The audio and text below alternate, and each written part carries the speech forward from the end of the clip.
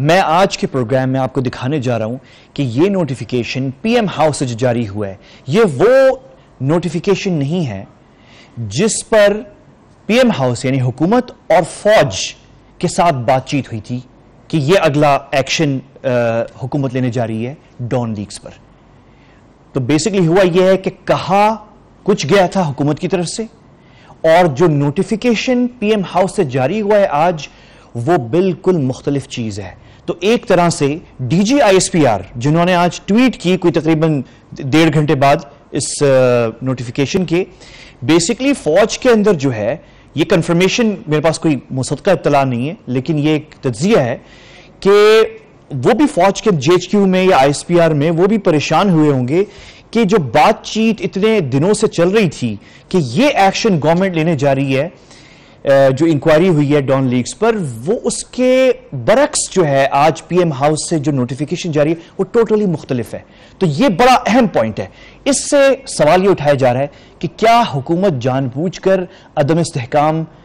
کو دعوت دے رہی ہے پاکستان کے اندر اور ایک ٹکراؤ کی کیفیت پیدا کر رہی ہے اپنی فوج کے ساتھ؟ یہ سوال اٹھایا جا رہا ہے کیونکہ مین ریزن اس وقت لوگوں کے ذہنوں میں جو اہم سوال ہے وہ یہ ہے کہ کیا ضرورت تھی D G I S P R کو کہ وہ اتنے سخت لہجے میں ریجیکشن کا لفظ استعمال کریں. تو اس کا جو جواب سامنے آ رہا ہے، جو انفارمیشن ہے وہ یہ ہے کہ پہلے جو ہے مسلسل رابطے میں، کیونکہ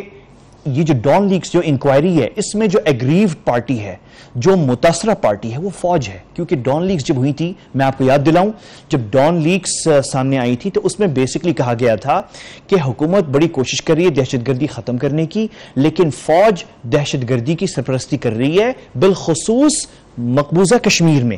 فوج کر رہی ہے، کیونکہ سرپرستی کر رہی ہے ان تنظیموں کی جو دہشت گردی کر رہی ہیں پاکستان سے، کہاں پہ؟ مقبوضہ کشمیر میں. اور یہی بیانیہ ہے جو انڈیا کا ہے. تو فوج جو ہے وہ براہ راست اس میں متاثرہ پارٹی ہے، کیونکہ سارا ملبہ بدنامی جو ہے وہ فوج پر ہوئی تھی، افواج پاکستان پہ ہوئی تھی ڈان لیکس کے معاملے پر.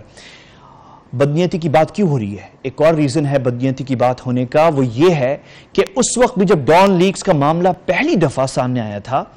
تو اس وقت بھی وزیر اعظم نواز شریف صاحب کی حکومت نے پہلا اقدام جو اٹھایا تھا وہ کیا تھا؟ میں آپ کو یاد دلاؤں. پہلا اقدام یہ تھا کہ سرل المیڈا جو کہ صحافی ہیں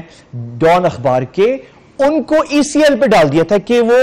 ٹریول نہیں کر سکتے، ان کے اوپر ٹریول بین لگا دیا تھا. اور تمام کا تمام فوکس میڈیا کا پاکستان میں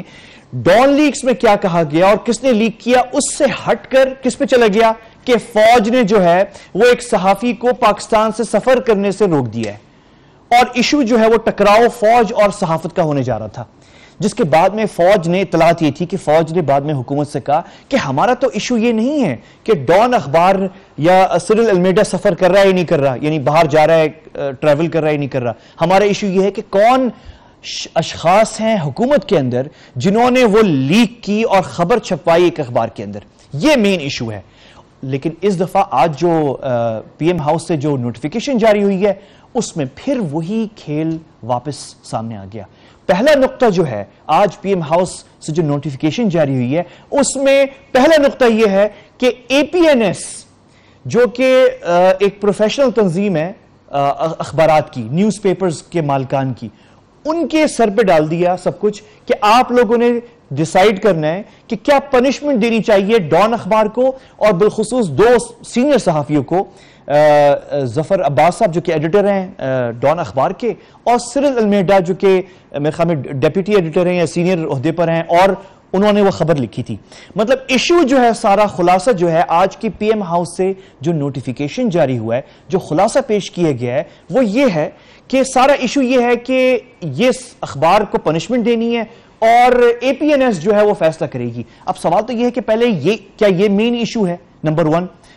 کہ اخبار یہ مین ایشو ہے، یا یہ مین ایشو یہ ہے کہ کون لوگ تھے جنہوں نے یہ نیشنل سیکیورٹی بریچ کی ہے گورنمنٹ کے اندر سے، پی ایم ہاؤس، بلکہ گورنمنٹ کے اندر سے نہیں، پی ایم ہاؤس کے اندر سے. اور سیکنڈ پوائنٹ یہ کہ اے پی این ایس جو ہے کیا وہ ڈسپلنری ادارہ ہے؟ کیا یہ تو ایک پروفیشنل ادارہ ہے. آپ نے گورنمنٹ نے نیشنل سیکیورٹی پر پنشمنٹ کا معاملہ ایک پروفیشنل تنظیم پہ چھوڑ دیا ہے جو کہ ایک پرائیویٹ تنظیم ہے، اس کا گورنمنٹ سے کوئی تعلق نہیں ہے، نمبر 1. اور دوسری بات یہ ہے کہ